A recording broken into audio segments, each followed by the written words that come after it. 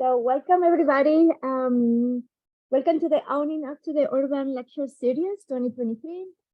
This lecture series is hosted by the Masters of Urban Design at the University of Virginia and the University of Michigan. And we are excited to be hosting today to Professor Kenny CUPERS. We are Maria Arquero de Alarcón at Michigan. And Mona El-Kafi from the University of Virginia. This semester, we are specifically interested in featuring novel organizational infrastructures in which the design discipline strategize on experimental approaches to address urban complexity and also uncertainty. Often embedded in the context of academic institutions, nonprofit organizations, or larger professional firms, the lab, the center, and the cluster offer productive configurations where research and design methodologies can be experimented with and challenged as well as innovated.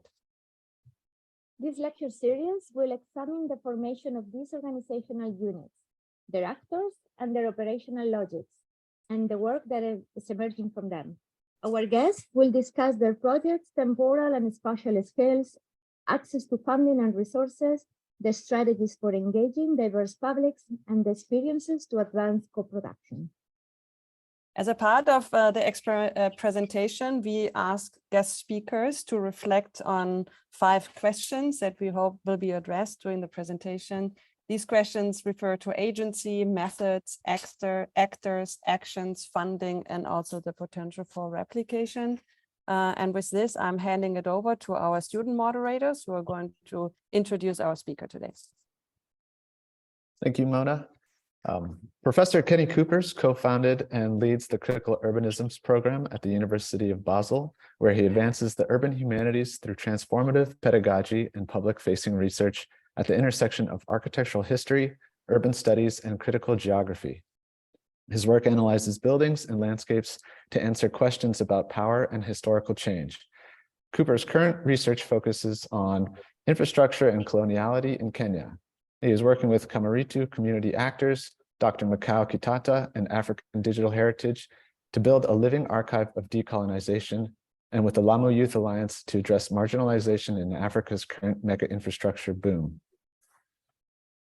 Professor CUPERS' publications include What is Critical Urbanism, Urban Research as Pedagogy, The Social Project, Housing Post-War France, Architecture and Neoliberalism from the 1960s to the present, Use Matters, an Alternative History of Architecture, Spaces of Uncertainty, and Spaces of Uncertainty, Berlin Revisited. His forthcoming book, The Earth That Modernism Built, is a historical study of German imperialism in Southern Africa and Central Europe that proposes a new account of how land and life became objects of design.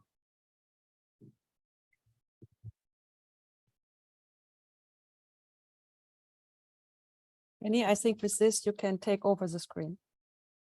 All right. Thank you so much for this generous introduction. It's wonderful to be in such good company, even though it's just on the screen today.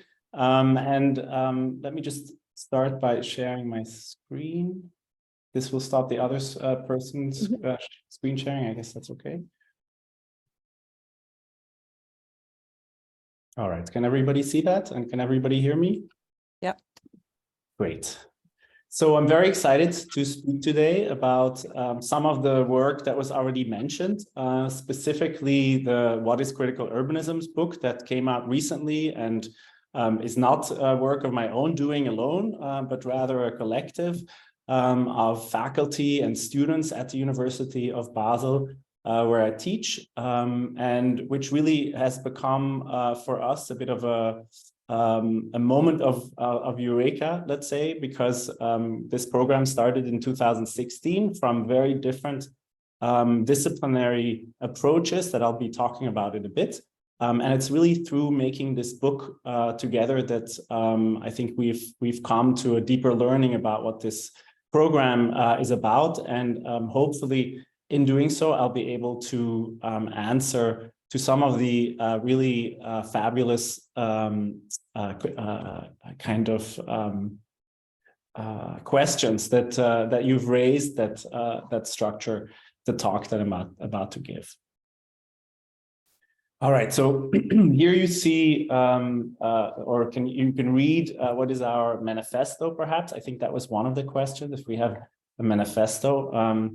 This has been very much a kind of a statement of intent that guided the experiments that we've been engaged with over the last years. And I just wanted to pull this up by showing you, or to show you that we're interested with critical urbanisms to engage with social movements and social struggles today, but in relationship also to what we would call the refractions of empire, to understand how colonialism is not only something in the past, but also continues in refracted and sometimes very unexpected ways, and how addressing those pasts and attempts to redress these histories of injustice is also a form of building alternative futures. That said, our unit is one that is not grounded centrally in design, but in the humanities. So that, I think, might also distinguish the talks that you will hear today from some of the other fabulous guests that I saw in the what you just showed.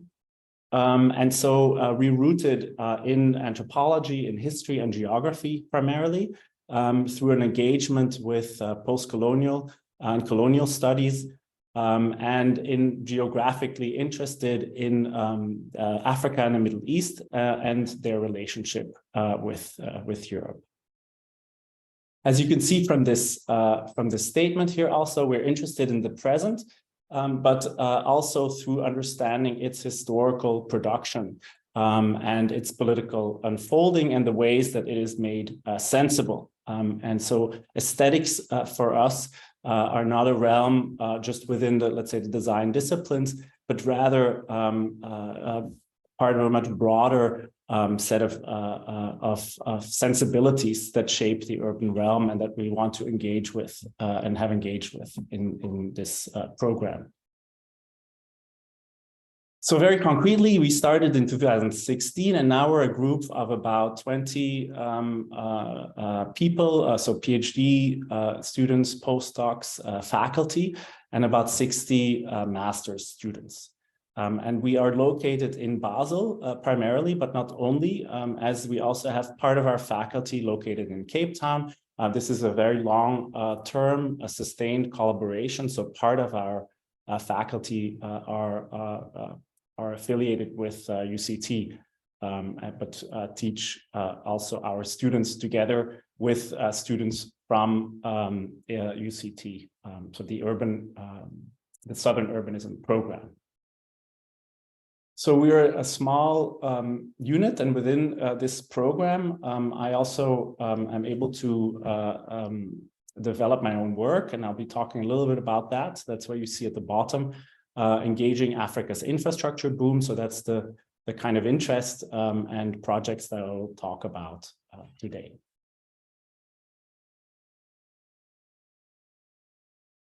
All right. What guides this talk is a book, the book I just mentioned, which really is about urban research as pedagogy. So about the intersection of research methods, pedagogical experiments, and activist organizations in the city. And it reports on the first 5 years or so of the program. And what was key to our program, or what was the central challenge of this program, is how can we train Swiss primarily, but also international students to engage from Basel and Cape Town with a kind of globally interconnected, yet also radically fragmented urban condition. So to be at the same time, I think, as you also have in your statement, hyper local and global at the same time, and to keep this tension at work in how we operate. And this is not something new to the majority of you, of course, but this world is one in which 73% of the world's income goes to only 14% of the world's population, and increasingly, of course, to the 1%. of that realm. But of course, this inequality is not so simply divided in geopolitical terms. As one can see, these global divides of North and South are also being reproduced and refracted inside many cities themselves, along the lines, of course, of class, race, and gender, amongst other things. And these inequalities, these global inequalities, are also reflected in academic knowledge production, who has access, who can speak, etc. And so urban scholarship and the design disciplines, I believe, are founded largely on a European historical experience of urbanization from the Industrial Revolution onwards, which you see here on the left. And this experience, these theories then, and knowledge is of only limited value if one wants to understand and intervene in the complex challenges and dynamics of cities in the global South today. And many of these cities are not just growing very quickly or precariously and with uncertain futures, they also exhibit enormous potential, dynamism and inventiveness that I think is really challenging scholars of the urban and designers to come up with new frameworks, even also very simply kind of empirical research agendas that can help to grasp these conditions today. And so we do intervene or attempt to intervene in this kind of geopolitics of knowledge through these two locations. And Basel, we realize, is of course not a neutral, has no neutral position in the world. Here you see on the left a photograph of a street in Accra. And this is a street that is called Basel Street, and that's not an accident. It's because the Basel mission in the late 19th century worked in Ghana to convert Africans in an alliance with British colonizers. Now this neighborhood in which this street is located is a very vibrant transnational neighborhood, a cosmopolitan one, but that doesn't mean Switzerland's position or relationship to these ongoing changes on the African continent is neutral. Switzerland continues to dominate, for instance, food systems and mining from far away through large corporations such as Nestle or Syngenta. And so part of our research and our teaching that we do here in the master's program is also starting from our own location and trying to understand what we call Swiss coloniality through these kinds of corporate interventions, some of which have reshaped rural landscapes and have pushed people also away from the rural into the city. And so therefore, Switzerland had and has a direct impact on the kinds of dynamics of urbanization on the African continent. So for us, therefore, it's been key really to work together with the African Center for Cities, which is located in Cape Town and where some of our faculty are, to really be able to, let's say, reverse the gaze and think about issues, urban issues and urbanization in Africa, but also in Europe from another perspective. And the ACC, you see that here in this image, is one of the largest centers for urban studies on the African continent with many different networks. And so Basel is here. We'd like to think, not at the center, but rather at the periphery of this African-centric network. And so this is how we'd like to think about location and the politics of location, also in relationship to the kind of urban research that we do.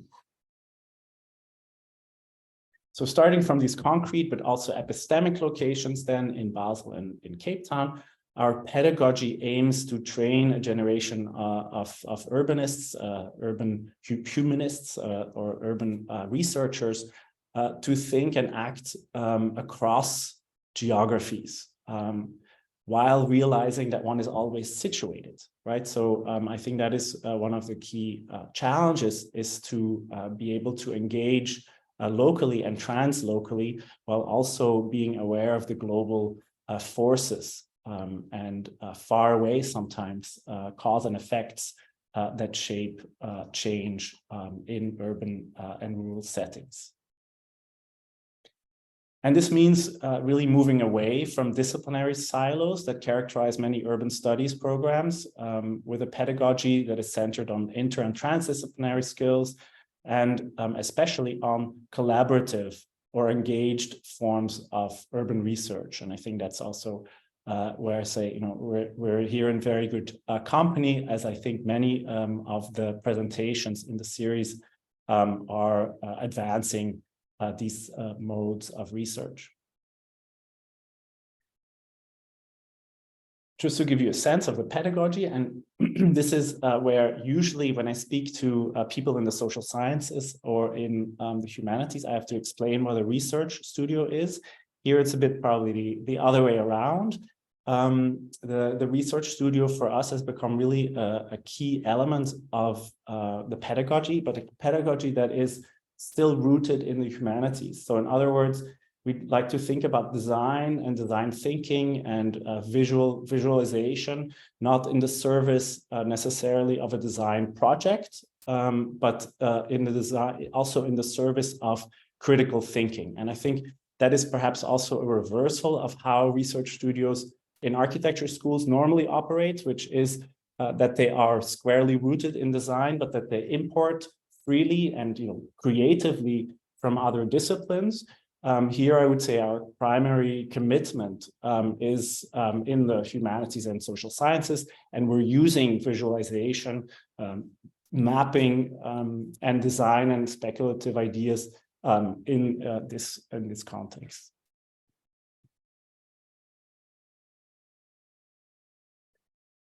So I should also say that this curriculum and this pedagogy is the result of a continual process of learning. Almost all of our courses are collaboratively designed and co-taught and also passed on.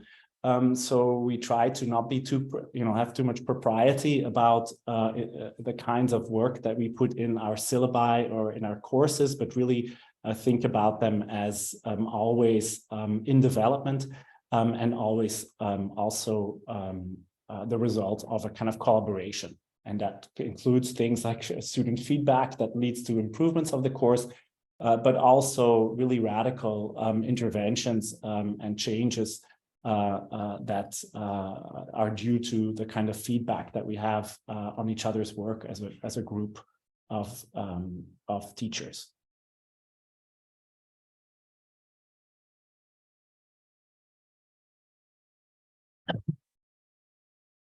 So the rest of the talk that I'll give is now framed in the 4 chapters that organize the book, and this really came together from much student work. So as you see here in the table of contents, there are very short voices, contributions by master students in this book. There are also longer essays by faculty and PhD students, and then overarching kind of thematics in which they're organized.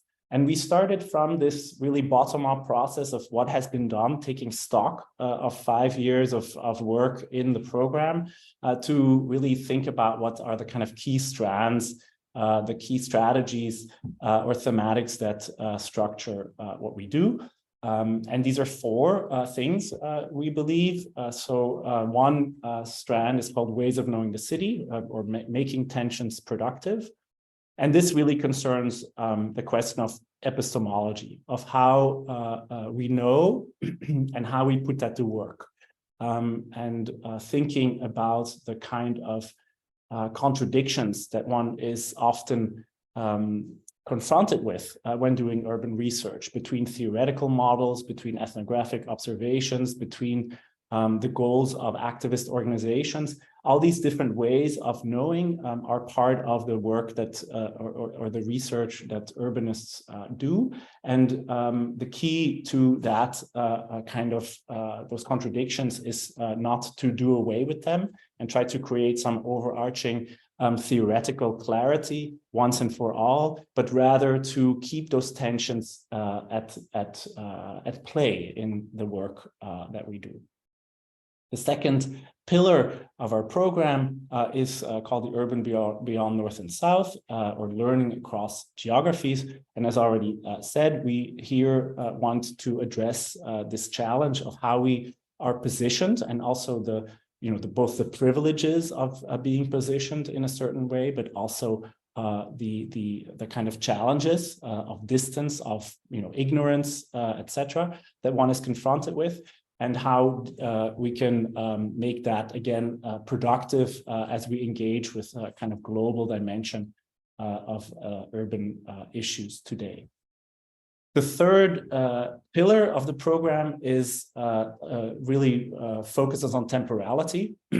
And here we are interested in how the past lives on in the present. So I've already mentioned colonial legacies and empire as a key a kind of focus of our work. That does not mean that, for instance, colonialism doesn't change, right? That, for instance, Africa or Europe are kind of in a circle in which the future is always defined by the past. Rather the opposite, we're interested in how redressing the past is also a way of making an alternative future. And so using historical research not as a way to just understand the present, but also to intervene in the present. And I think here, this is also where my own background as an architectural historian comes in. I think most scholars or historians have traditionally veered away from this idea that historical research can be instrumental to contemporary projects or contemporary interventions. And I think here we try to turn that around, and especially for people interested in practice, to think about how the past and how historical research can be mobilized for projects of social change. And then in the final section between theory and practice, we engage with this, I think, perennial question of how we both advance in our thinking and in our production of urban theories, but at the same time how these are also shaped by practical challenges of urban life. And so here, this is mostly engaging the question of how to engage social organizations and nonprofits, for instance, in collaborative modes of research. All right, so first pillar, ways of knowing, epistemology. Here, we're interested in how we can think across these different, sometimes contradictory ways of knowing the city. If you think, for instance, about the way that urban policymakers understand the urban versus the way activist organizations understand urban problems, sometimes this seems to be almost impossible to reconcile. And yet what we try to do, or what we think is a key challenge of the urban, is to be able to keep those tensions at hand, not to say prioritize one way of knowing over another, but rather to move across these different ways of knowing. To give you a concrete example, and here I'm drawing from the book, this is the work of a master's student of a few years ago, Isabella Baranik, who was doing research on TEMA. This was part of a research studio that we organized on infrastructural pasts and infrastructural futures in Ghana. Ghana was one of the countries that developed a strong kind of infrastructure development agenda right after independence. This was part also of a kind of Pan-African project, but at the same time, it was also one that still had kind of colonial logics of development and industrialization as part of its agenda. And what Isabella did here was to look at how the new port in Tema that is currently being reorganized, how that is a reorganization of time and space. So she engaged here with theories of kind of logistics and logistic urbanism, in which there's kind of lots of sort of arrangement of technologies that attempt to create a highly disciplined form of movement, of the movement of goods, and also of work. So here you see the kind of checking and scanning of drivers into the port, these kind of very controlled spaces. And what she tried to do in this work is to relate that to the history of Accra in Ghana, which was a British colony, where she looked at the kind of organization and standardization of time. Accra and London are on the same time zone. So this, and here you see in a postcard with the kind of colonial, monumental presence of colonial time that reorganized Accra and Ghana, and that also organized the beginning of logistics, or the beginning of the port and the movement, the organized movements of goods in the port. Tema was a late colonial design, but it was then retooled by Nkrumah, the first president. You see here inaugurating the port in this photograph. So this already gets at some of the ambivalences and tensions of how infrastructure shapes not just kind of colonial regimes of power, but also aspirations of decolonization.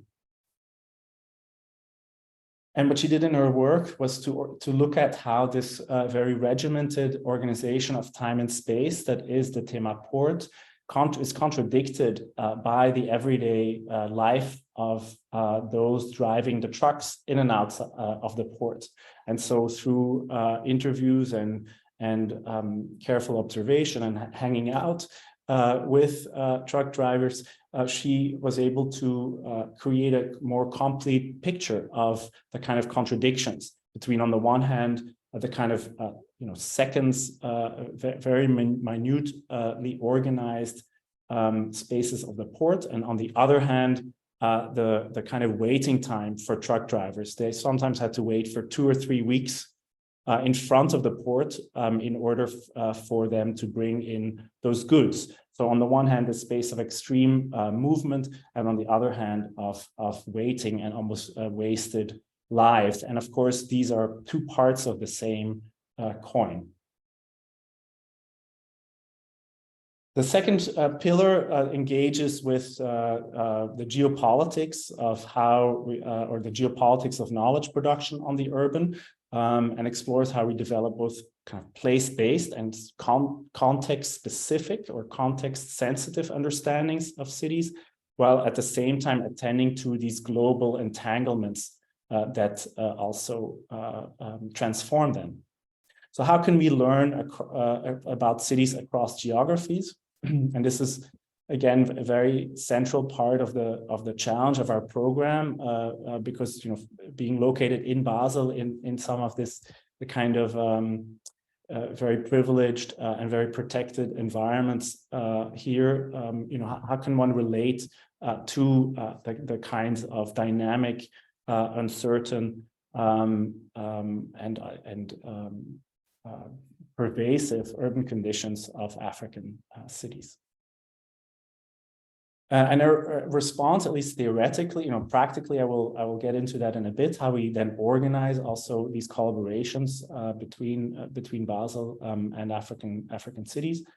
But in theoretical terms, we engage through that with these questions through two strands of work, through two debates. One is Southern urbanism, and this is very much through collaboration with the ACC in Cape Town, where I would say this debate has kind of found its center. And there's also a master, kind of sister program of ours that's called the Master in Southern Urbanisms.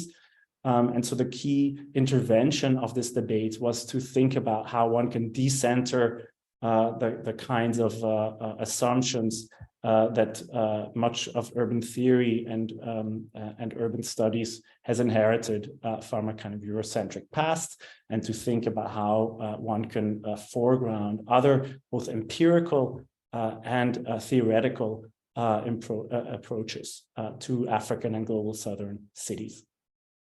And the other approach is post-colonial studies, where, of course, we deal a lot with understanding current global inequities through the lens of a colonial past. And I should say this really, these two debates are also in tension. I think post-colonial approaches sometimes, when applied to the African context, can be somewhat deterministic, can also take away African agency in current developments. Southern urban approaches have a tendency sometimes to be kind of ahistorical and to focus very much on emergence and uncertainty and new kind of dynamics of African cities, but forgetting about underplaying perhaps the larger kind of power dynamics, global power dynamics that shape those kind of forms of incremental urbanism that tend to be celebrated by Southern urbanists.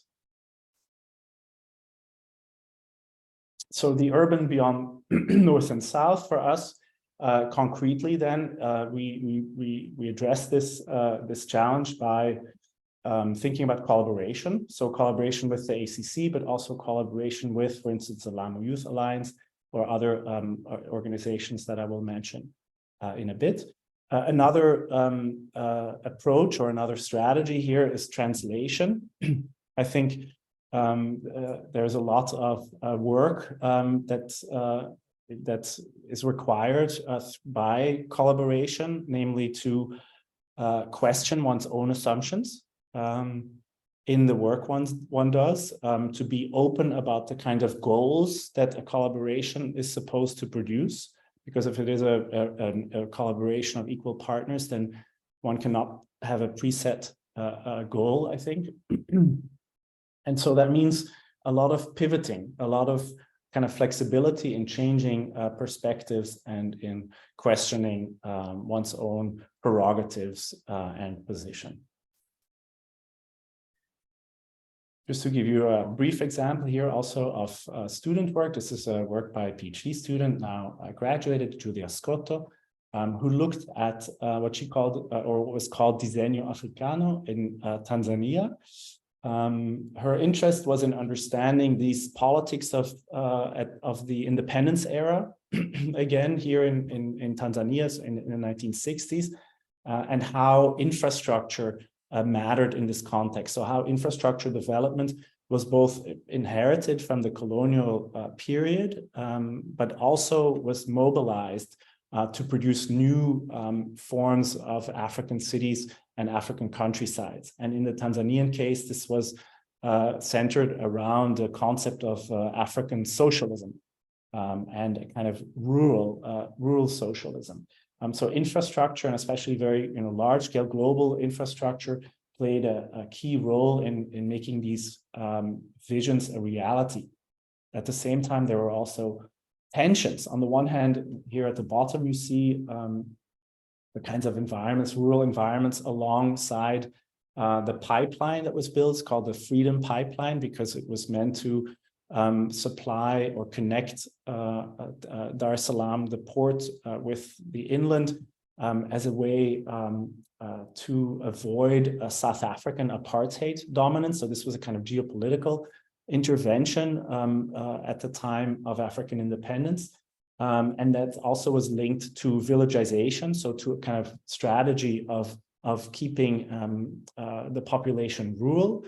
But that didn't really, that didn't really work so well with what actually happened on the ground sometimes. And here you see in Dar es Salaam the construction of a gas station by the Italian oil company that was very much a kind of urban gas station that Giulia spent a lot of time exploring and speaking to the current owners of the gas station, etc., to understand how this form of transnational urbanism, if you will, because this was an Italian, Italian design, but in the service of Tanzanian socialism and socialists' ideas inspired by the global East at the time, right? So this was very much a kind of global project, if you will, and how that landed in the city of Dar es Salaam and has continued to shape this kind of urbanism until today. The fourth pillar of the program, or the third pillar of the program, is the presence of the past. And here, it's already mentioned, historical legacies are never closed. They can be reproduced or remade to imagine alternative futures. And this, I think, is how we can also address the injustices of the past and think of forms of repair in contemporary life. So more concretely for us here, the question is how urbanists, architects, and geographers can not just account, let's say, for past injustices, but work with them productively to build better cities, of course, in collaboration with social organizations in the city.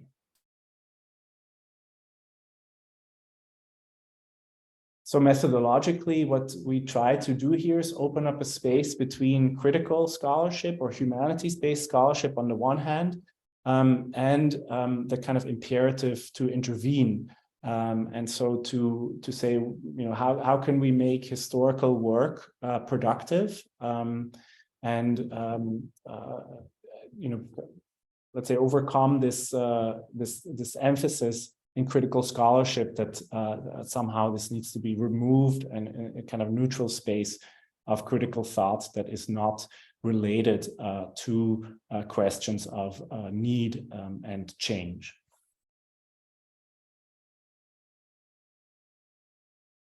Here, just an example of how the past lives on in the present, based on some of my research.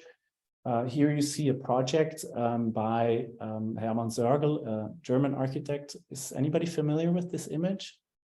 I see many faces, but okay, I see a few. All right, this is has been described, I think, also by people who write at the GSD, who write in new geographies. It's become a kind of a project to think with, of course, and not executed project. And you could say, a crazy project by all means. An idea here to connect Europe and Africa infrastructurally through mega engineering works.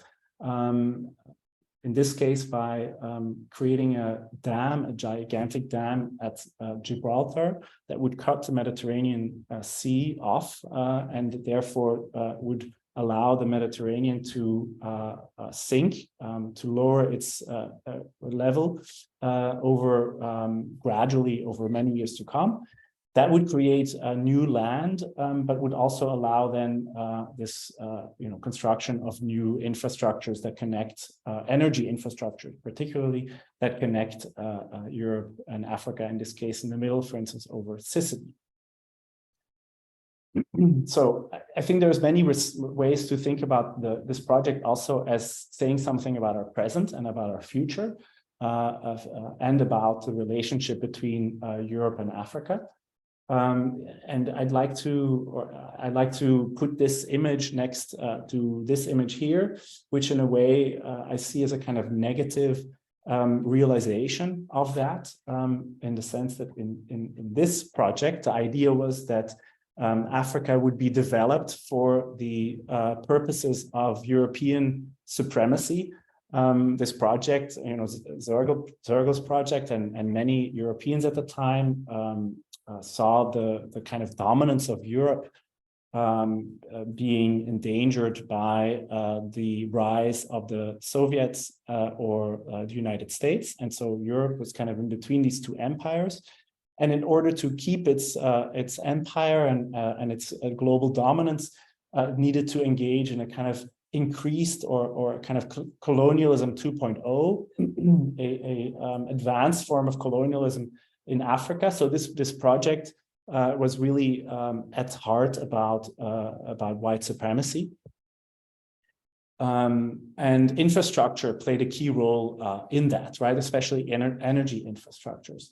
And if you think about how the EU at the moment engages questions of energy with African neighbors, then you can see the kind of reverberations or the parallels with this way of thinking still today, where Europe's kind of infrastructural involvement in Africa continues, but at the same time, the movement of Africans to Europe is halted. And that, I think, this kind of unequal regime of mobility in which goods and services can travel freely or in the service of Europe, but African bodies are halted, is very much represented in this image here by migration scholars who have mapped the number of deaths at sea of Africans trying to reach Europe. This also relates to a project that I've been engaged with Bilgen Ayata and Aladia and some others, sociological research on the hotspots, so on European migration policy, where you see infrastructures being used in very sophisticated ways to try and halt these movements and to contain and incarcerate would-be migrants, often migrants who have not even, let's say, committed the crime of trespassing on European territory, but are captured and contained even as far as Niger and other countries, right? So you see kind of European imperial influence across the African territory in terms of halting the movement of people, and infrastructure plays a key role in that. And I think that's the link to this previous project, where you see this is also a project about fundamentally about infrastructure as connecting and disconnecting Europe and Africa. So the hotspots are a particular kind of infrastructure that the EU has invented in 2016 and is still very much on the agenda, a kind of standard solution to deal with migration flows, to halt migration flows. You could say this is a space of global governance. As you see here, the number of actors, the number of institutions that are involved in search and rescue operations at sea, as well as in the containment of migrants in these centers. They involve organizations such as the UNHCR, IOM, etc. So even though these are organizations that often present themselves as helping migrants, they're effectively assisting here in a kind of global machine of a war on migration, an infrastructural war on migration. And so in that context, the kinds of responses and the fires in some of these centers here, for instance, in Lampedusa, can be seen as a kind of form of anti-colonial protest. So what we try to do here is to use the techniques of analysis that are influenced a little bit by architecture and design in the service of kind of showing the kind of fundamentally racist foundations of this European migrant policy. All right, and the fourth pillar, and I think I'm already over time, or yeah. I'll hurry up, is between theory and practice. Here, I'd like to just highlight that we have a kind of expanded definition of practice that is inspired by the work of Gautam Ban, a Southern urban scholar in India, who argues that we have to give up the idea that particular modes of practice can be neatly mapped onto particular kinds of practitioners. So designers are not the only ones who design. Slum dwellers are not just inhabiting spaces, but can also seen as designers or as creating alliances between different forms of practice. So I think this is for us very much a starting point to think about an expanded notion of practice that can underlie our work, and that can also make some of this, research that's kind of specific forms of research more, to mobilize that in the service of a project. And here I'm inspired by by my colleagues, Sophie Oldfield, who is a fabulous urban geographer who's been working in townships in South Africa, which also is part of the pedagogy of the program of working with communities let's say, aiding and addressing the housing struggles that they're engaged with in collaborative forms of research. And these are based on long-standing partnerships over many years.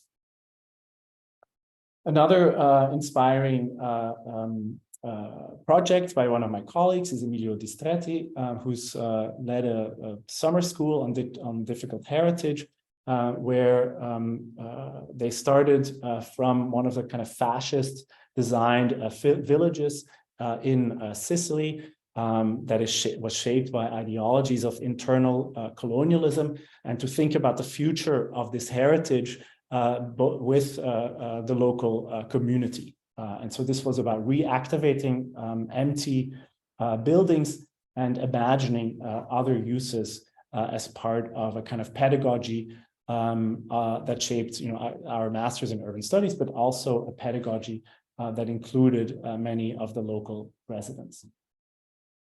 Yeah, I know it's 7:47. I have one more project, but maybe I should just let that go and address your questions.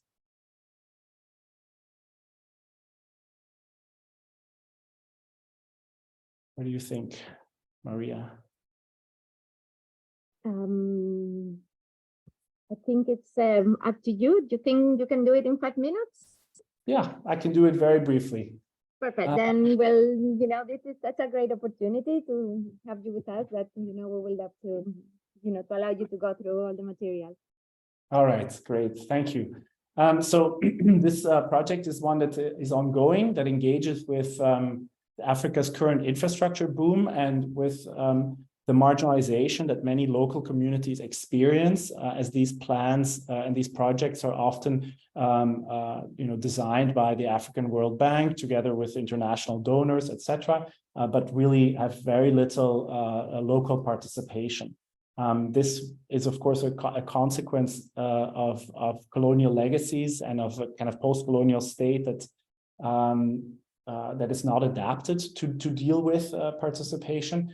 And we look at this context, how the Lamu, the community in one particular town of Lamu is engaged in contesting these futures. And it does so often by reactivating the past.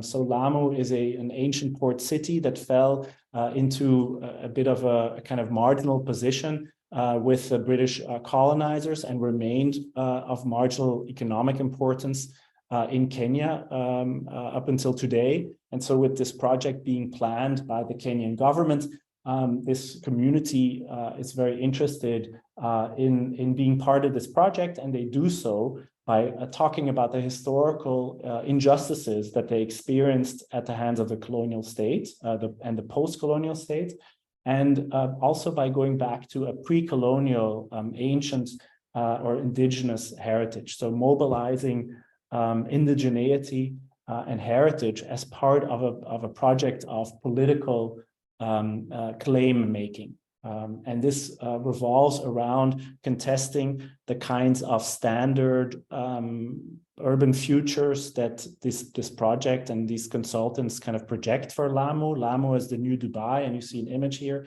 on the left produced by some of these consultancy firms. And on the other hand, the local community organizations who come together to map their resources as they see it, natural and cultural, as a way to, let's say, speak back at this project. And so this is ongoing. I will go with students in the next month, actually, for 6 weeks. We'll be working with the Lamu Youth Alliance 8 students of ours will be working with 8 members of the Youth Alliance to do this research together.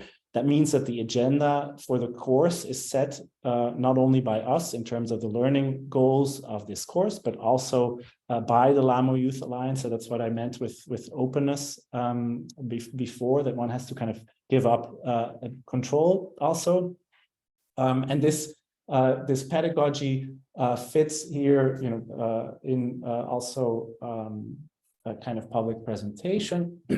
So here you see a rundown of the 6 weeks of small group work with a stakeholder workshop in week 4, and then at the end, a kind of public event, so that we are not doing extractive research and taking all of that with us, but rather working with local partners and having an immediate public output before, let's say, returning. And that, I think, is one way in which we try to deal with, of course, the challenges of doing these kind of short trips as part of master pedagogy.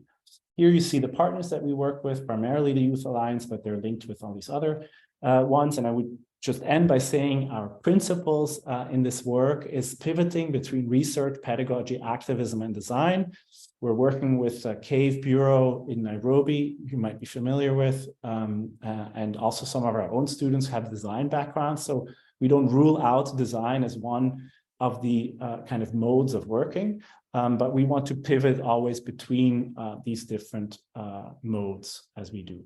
This is based on sustained and long-term collaboration. So we think about semesters following and building upon that, also in terms of applying for research grants, etc. And that fits into our approach to public-facing research, but also kind of the freedom to experiment, let's say, and to mobilize the critical humanities.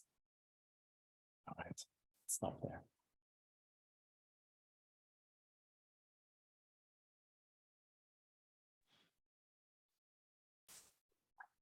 Hi, Kenneth. Thank you so much for this incredible talk. And we are going to transition now to the question and answer section.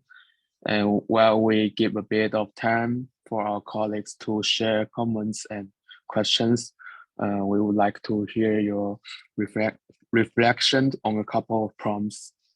And first, we would like to get started with an invitation for you to share your thoughts on a question that we are asking all our guests. What's the urban question that our work should address today with the most sense of urgency? Yeah, thank you. I would say in brief, the question is maybe not so urban for me. I'm interested in how infrastructure creates worlds, or the kind of world-making capacities of infrastructure. And I guess in the context of Africa, it is often seen that infrastructure, large-scale infrastructure projects are coming from outside and serve the interests of others outside of the continent, right? So there's a kind of coloniality of large-scale infrastructure development that continues to haunt African cities and landscapes and their development. So I would like to think about maybe not planetary urbanization, but extended urbanization in an African context. And think about the possibility that infrastructure can do more than, let's say, reproduce colonial relations of power, and that it can produce other types of African-centric urban and rural environments. And for that, I look at the past, and I look at the post-independence period in particular as that moment of hope in which there was a lot of experimentation. Not all of that, ended well, you could say, with structural adjustment as a kind of neo-colonial backlash against efforts at African decolonization. But I think that we can learn a lot from this historical period as we look to Africa's infrastructure boom today, as it's changing the continent in such fundamental ways. That's, I would say, the question, the central question that guides my work at the moment.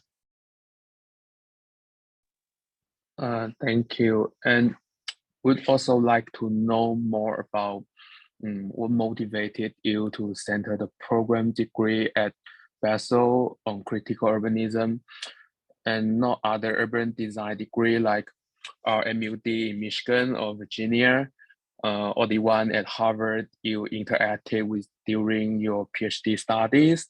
So what are the implications for faculty and students and for the profession?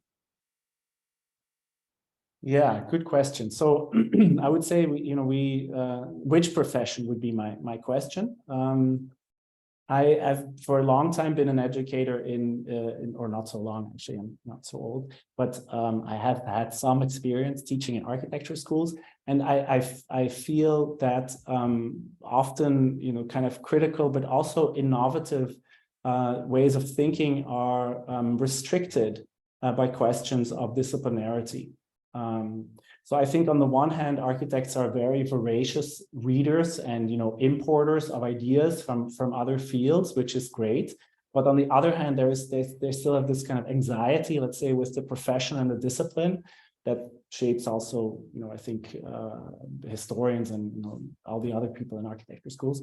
And I think that for me is a bit of an inhibition. So my migration to social sciences has been really an accident. So I can't take credit for that at all. And this program is not one that I initiated, but the previous rector or president of the university. So, I think this is kind of an institutional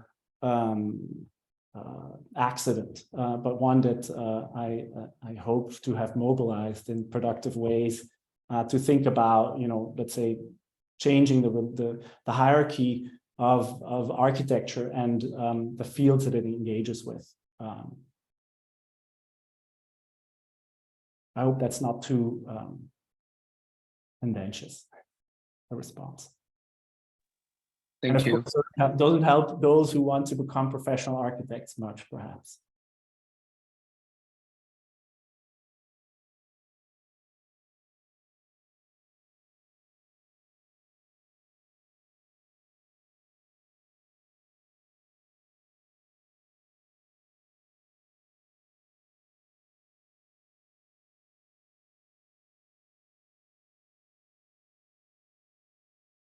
Are there further questions from the student moderators?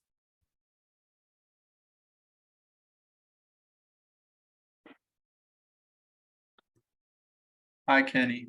I wanted to talk a little bit maybe about your piece that you discussed on the coloniality of infrastructure. You discussed a little bit that racialized lines of colonial infrastructure have displaced and dispossessed groups of people for progress, power, and profit. Could you potentially further elaborate on how we can decolonize infrastructure? And then also, I'm curious about what happens to infrastructure that has been abandoned and if it has the power to transform hierarchies of power or shift our worldview or ways of knowing. Yeah, thank you.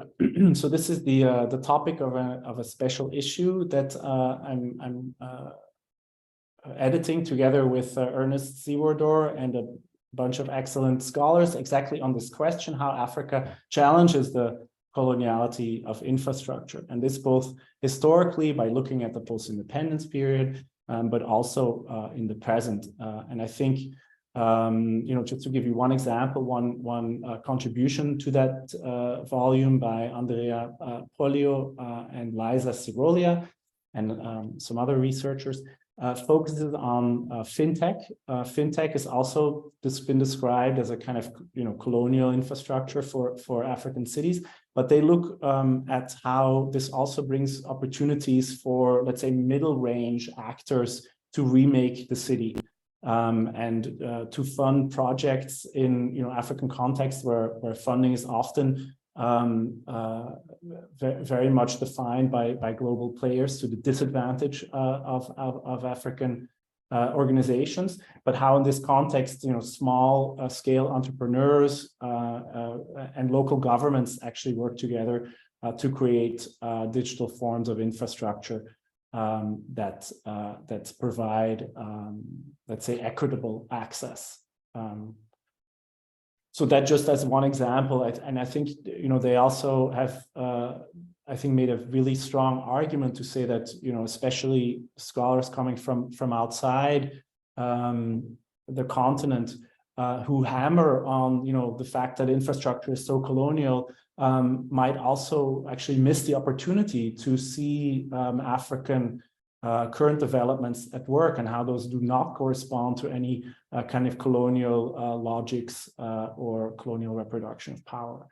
So, also I think it speaks to the limits of my own position here, and the need to think together and work together with African scholars who can foreground this, let's say, other and alternative forms of African city building and African world making.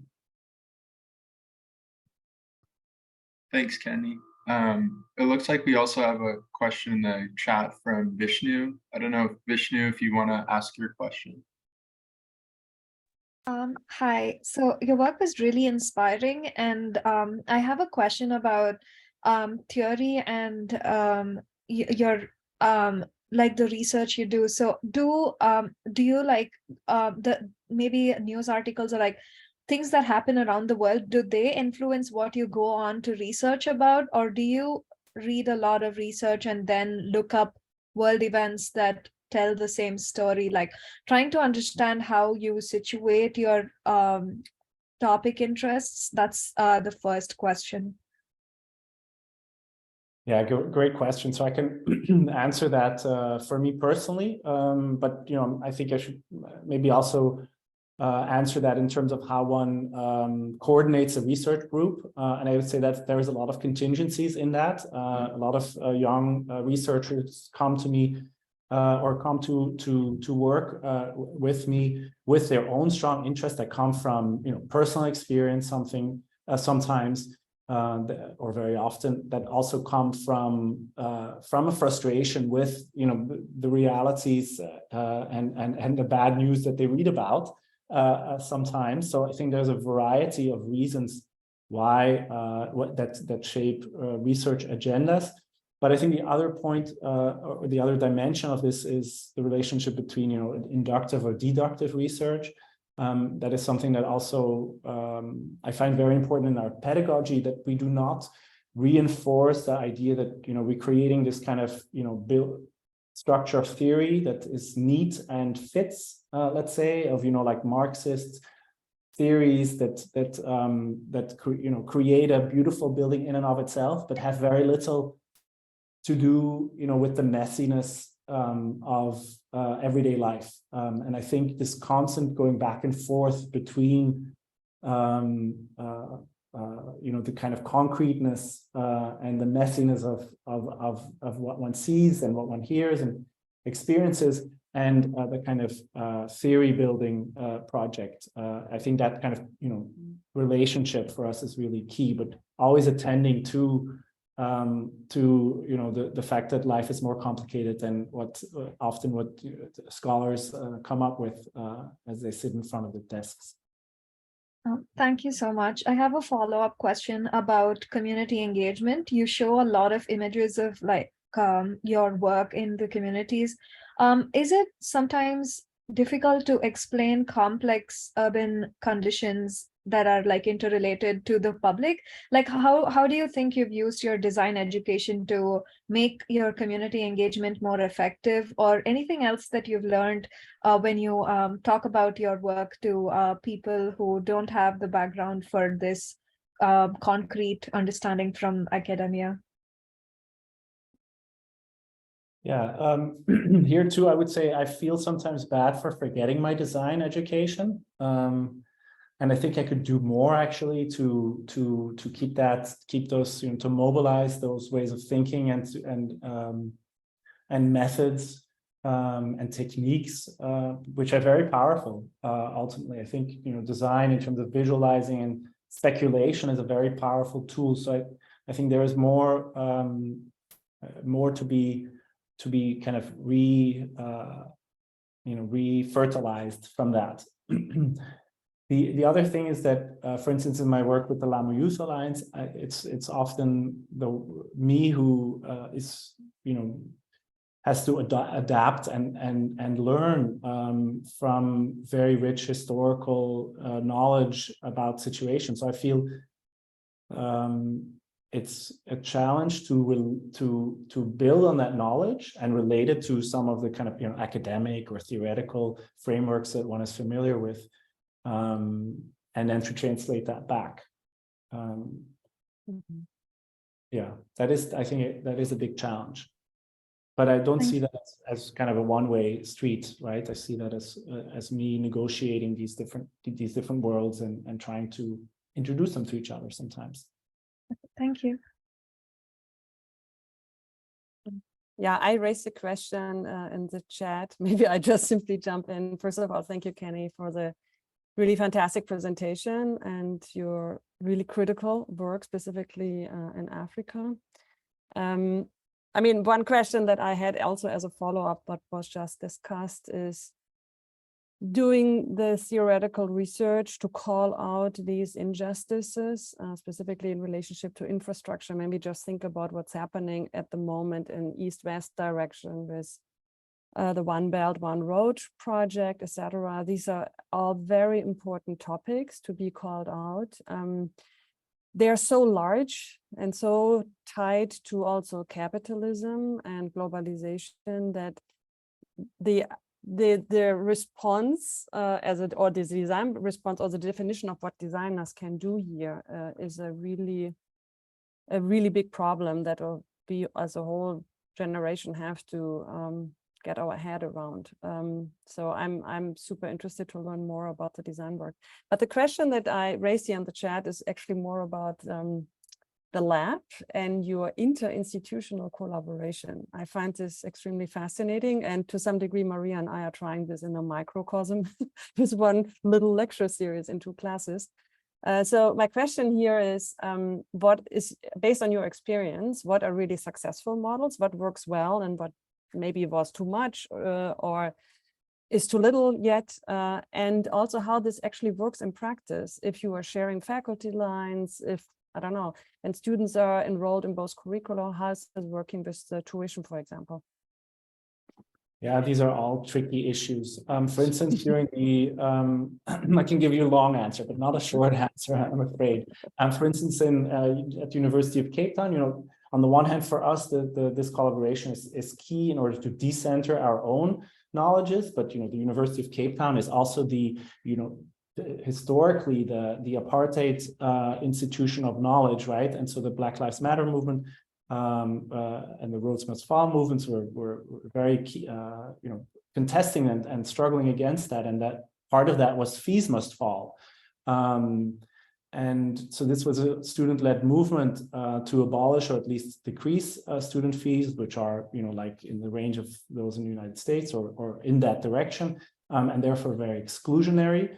The University of Basel has very limited fees, but then living expenses are high here. But fees are, I don't know, at 100th of what you pay at Harvard. So negligible in that regard. But these faculty lines were caught up in discussions around fees, student fees. So for instance, Basel students could then go to Cape Town and enjoy these courses that Black students had to pay $10,000 to have the privilege to attend. And so those kinds of real world struggles impacted how we organized, for instance, the faculty lines. Yeah. I hear so I'm sorry to hear this. I was hoping for better news and more productive approaches from these universities. The counter model is very often what we do as satellite programs, and that is actually a form of colonialization, right? That you're saying you have a satellite somewhere and this is paid through the same tuition, it's the same faculty lines, et cetera, but that is not really inter-institutional. So I think we should all continue working on new models, how to finance this, because this is how we can also break through the wall of, let's say, the privilege of education and how expensive this is. And it should actually be, in an ideal world, for free, because we need this knowledge everywhere. Yeah, absolutely. And I think it's a matter, to put a positive spin on it also, I think you can find in these very large institutional structures also possibilities. Like, I think this, to some extent, critical urbanism was almost an accident. It was one rector's legacy project that then kind of backfired, and then, but nevertheless, this collaboration with Cape Town was already in place, so it couldn't be stopped, even though there was, less institutional will after the rector, was changed for another one. So, all of this kind of stuff. But in doing so, I think what we were able to do is, for instance, with this 6-week trip, to really work intensively with local organizations. And if you're able to kind of change like academic calendars. I think Leslie Loco also said that was a key thing, right? The kind of the structures are these very mundane structures of the deadline for entering a new course in the system, or how long you can take students on a field trip. That really is what ultimately shapes or calendars, right? Fortunately, the UTC Cape Town calendar, academic calendar, is the same as the Basel one, more or less, so that helped. And that's kind of an accident, but if you're able to see some of the loopholes and exploit them, I think that's the way to change the kind of exclusionary system of education and to really develop like substantive and meaningful collaborations that are not about field trips elsewhere. That's why I think kind of long-term collaboration, and I really learned this from my colleague Sophie Oldfield. I think you should invite her next. She's fabulous, and she's now a chair at Cornell planning. And her approach to collaboration is, I think, really a very very productive one in the long term. But it means for a kind of shift in culture for architecture schools, because it means that a studio, for instance, would always be the same, right? So you don't have this like the novelty of, oh, now I want to do a new studio on the most, the most fashionable topic, let's say, right? You kind of have to insist then also on these kind of long-term partnerships, and they're difficult and they're not very glamorous sometimes. But I think that's the key to really kind of have a meaningful pedagogy that is, extends beyond the university. Mm-hmm. Thank you.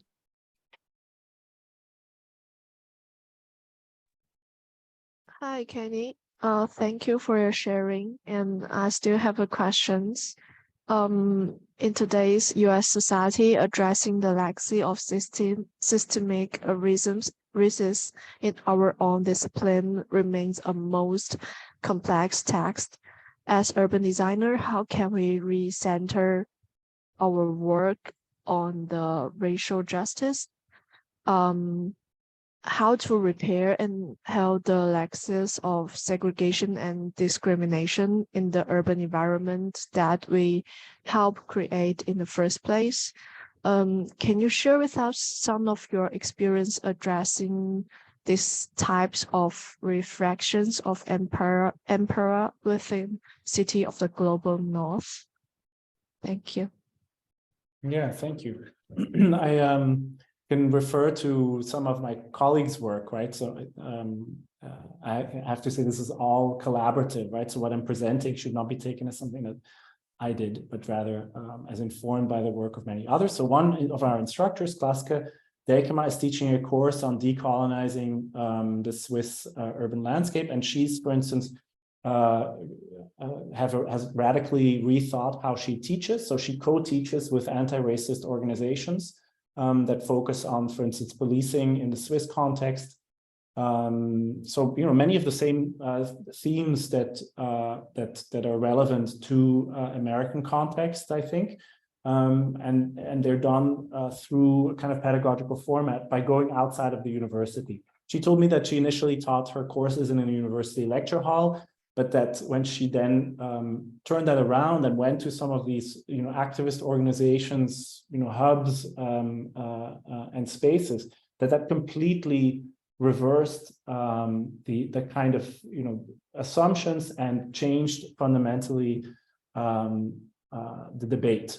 And so I think that's, I think all architecture schools in the United States should reinforce these kinds of local engagements while also keeping, a global perspective. But I think keeping those both at play is, and the engagement between both, right? Because anti-racist work in Switzerland is very different from thinking about racial justice in an African context. But there can be a lot of learning across that. And so, I think it's about promoting always both local engagement and a kind of global one as well. Yeah, thank you. Thank you so much. I'm gonna take it from here to thank you. As you see, some of the windows are popping out is because they are running to class, Mona included. He asked me to tell you thank you, and that obviously we will love to keep the conversation going. So hopefully this is just the beginning of some future exchanges, and maybe we can turn this into some sort of collaboration. But as you can tell, the students are thoroughly interested in the work, and I think, these are resonating tremendously on them. We are in a time in which we are questioning and challenging a lot what design can and should do, and what are the tools that we really need to acquire for that transformation to happen. So I feel like the work that you are doing comes as a good reminder that it's always the case that we need to look for some of those answers outside of our disciplinary comfort, no matter how much we claim that urban design is very interdisciplinary, right? And I felt like, there is a tremendous value in actually seeing how you are working through that. So it was a real pleasure also to meet you back after a few years.